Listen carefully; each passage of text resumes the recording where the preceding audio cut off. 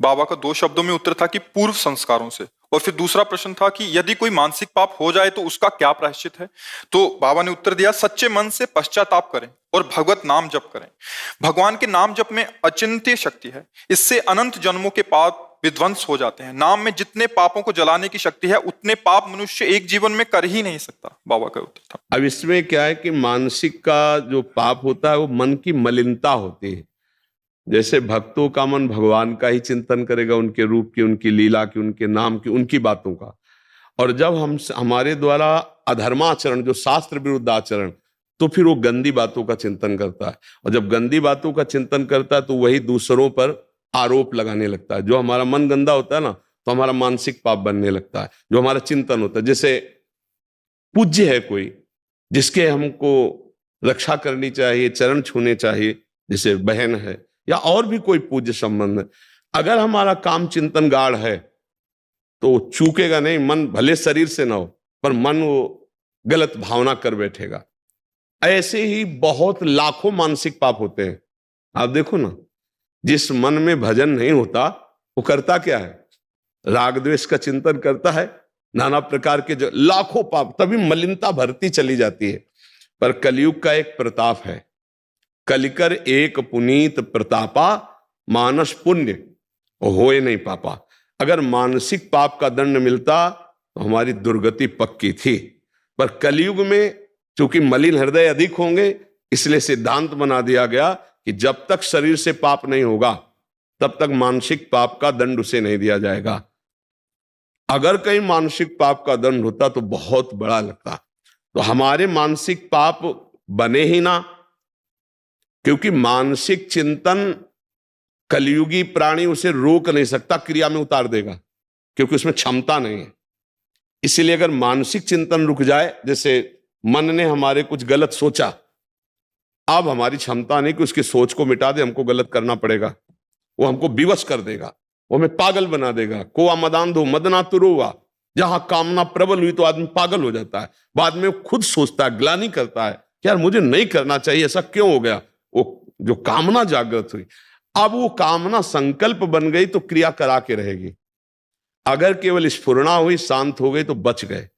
तो स्फुरणा ही ना हो, इसके लिए कोई उपाय? बाबा कह रहे नाम जप। भगवान के नाम जप से सारी मानसिक मलिनता भस्म हो जाएगी। वही चिल्ला चिल्ला के कहते कि राधा राधा राधा राधा हर समय रटते रहो, बच जाओगे। जो मानसिक पाप हैं, जो शारीरिक क्रियाओं में परिणित हो जाते हैं, उनको हम वहां उदय ही ना होने दें, उनका संकल्प ही ना बनने दें। तो राधा राधा राधा राधा हम नाम जप करते रहे। और सच्ची बात, कभी कामनाओं की पूर्ति नहीं होती, कभी नहीं हुई। देखो आप लोग इतनी अवस्था के हो, हर सुख देखे हो गृहस्थी के, क्या मन शांत हो गया? क्या तृप्त हो गया? बस वही चाल उसकी है जो बचपन में थी, वही आज है। देखो ईमानदारी से देखो, अगर रुका है तो भजन से रुका है, दूसरा कोई उपाय नहीं। नहीं तो पूरा जीवन हमारा ऐसे खोखला हो जाएगा, नष्ट हो जाएगा। और ये भोग लें, ये देख लें, ये सूंघ लें, ये छू लें, ये खा लें, इसी में जीवन चला जाता है। चलो, जैसी भी परिस्थितियों पर राधा राधा तो बोलते रहो। नहीं संभाल पा रहे हो, राधा राधा बोलते रहोगे, सब संभल जाएगा।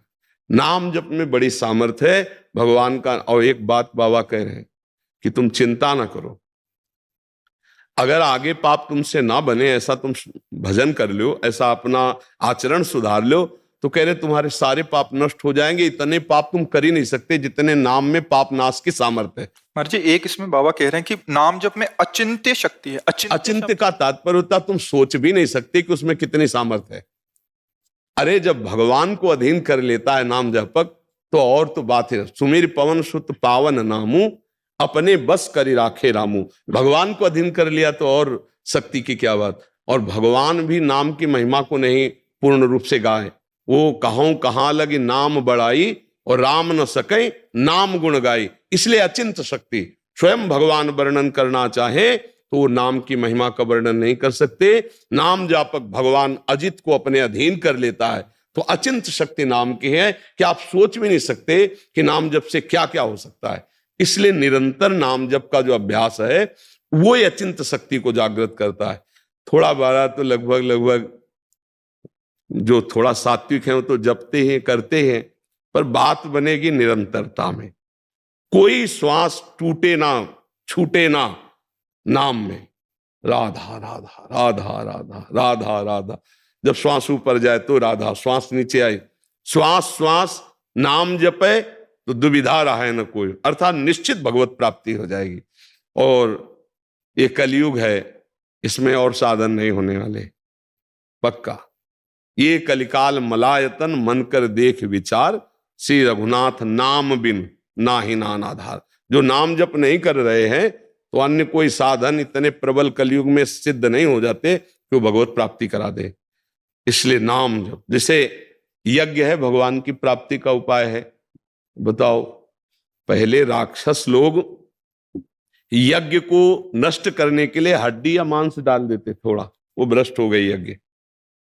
विश्वामित्र जी इसीलिए तो श्री राम जी को साथ की निशाचर, अब आप घी बाजार से खरीदो और उसमें चर्बी मिली हो तो यज्ञ होगी नहीं। सामग्री कहां से आएगी? यज्ञ सामग्री जौ धान्य आदि जो पवित्र चाहिए, अब केमिकल डाले जाते हैं अनाज प्रकट करने में, वो पवित्र थोड़ी माने जाते हैं। ऐसे केमिकल, ऐसी खादें हैं जिनका रस जाता है उसमें, वो अपवित्र हैं। इसीलिए बड़े बड़े रोगों की बाहुल्यता देखो हो रही। कैंसर तो पहले सुना ही नहीं, कभी कोई ऐसे करोड़ों में किसी एक को पहले, अब तो बुखार की तरह है। जैसे बुखार नहीं, उनको आया फिर उनको आया, ऐसे कैंसर बढ़ रहा है क्योंकि अन्न दूषित हो रहा है। तो जब हविष्यान्न दूषित है तो हम कैसे यज्ञ करें? कलयुग में यज्ञ सिद्धि बड़ा मुश्किल है भाई। बड़ा शुद्ध घी हो और शुद्ध हविष्यान्न हो और शुद्ध मंत्र बोलने वाले हो, शुद्ध मंत्र हो, आराधना तप हो, तब यज्ञ तो बड़ा कठिन। अच्छा, ध्यान, आंख मूंद के देख लो, अंधकार के सिवा क्या दिखाई देता है? शांत होके बैठो तो प्रपंच पूरा चलने लगता है अंदर, क्या ध्यान लगेगा? सतयुग में ध्यान के द्वारा भगवान की प्राप्ति होती थी, त्रेता में यज्ञ के द्वारा होती थी, और द्वापर परिचर्यायाम भगवान की सेवा विधान, सेवा पद्धति। अब आप बाजार से मिठाई लेने गए हो, सैकड़ों लोग वहां खरीद रहे हैं, बेचने वाला कितना हाथ पवित्र है पवित्र उससे मतलब नहीं, बनाने वाला हो सकता है मसाला सुपारी खा के बीड़ी पीते हुए बना रहा हो, क्या स्थिति है पता नहीं। तो अमनिया जो ठाकुर जी की पूजा के लिए भोग चाहिए, जो वस्त्र चाहिए, जो सामग्री चाहिए, बड़ा मुश्किल है पवित्र मिलना। अब लघु शंका करके दुकानदार आया, अब हाथ धो के आचमन करके ये प्राय खड़े खड़े लघु शंका की और आके फिर, तो अपवित्रता अगर वस्तुओं की है तो हम कैसे ठाकुर को सेवा करके रिझा लें? पवित्र पदार्थ, दूध ले रहे हैं हम और उसमें केमिकल्स का बना हुआ है, पनीर ले रहे हैं, कौन सा भोग लगावे? हर घर में गाय तो नहीं पाली जा रही, ने तो सेवा पद्धति ठाकुर की कैसे होगी? गाय के दुग्ध से स्नान कराया, गाय के घी से बने हुए पकवान सुंदर भोग लगाए, भगवान की आरती उतार, कहां है? कोई बिरला ही नहीं। तो अब कहां सेवा भाव कि हर घर में 2-4 गाय हैं और उनको अब तो आधुनिकता, ट्रैक्टर का जमाना, तो हम भगवत सेवा के बल से भगवान को प्राप्त कर ले, ये भी बड़ा कठिन हो गया। ये द्वापर में था, द्वापर में परिचर्यायाम। अब एक उपाय रह गया है, कलौ तद्धरि कीर्तनात्, भगवान के नाम का जप और कीर्तन यही मंगल करेगा। इसमें अपवित्र पवित्रो वा सर्वावस्थांगतो पिवा या स्मृत पुंडरीकाक्षम स्वायाभ्यंतरा शुचि, चाहे भीतर से चाहे बाहर से, दोनों जगह से तुम परम पवित्र हो जाओगे यदि नाम चल रहा है। कृष्ण कृष्ण श्याम श्याम, राधा राधा, राम राम, जो भगवान का नाम प्रिय लगे, जो गुरुदेव ने दिया हो, खूब नाम जप करो, इसी से परम मंगल हो जाएगा। अचिंत शक्ति नाम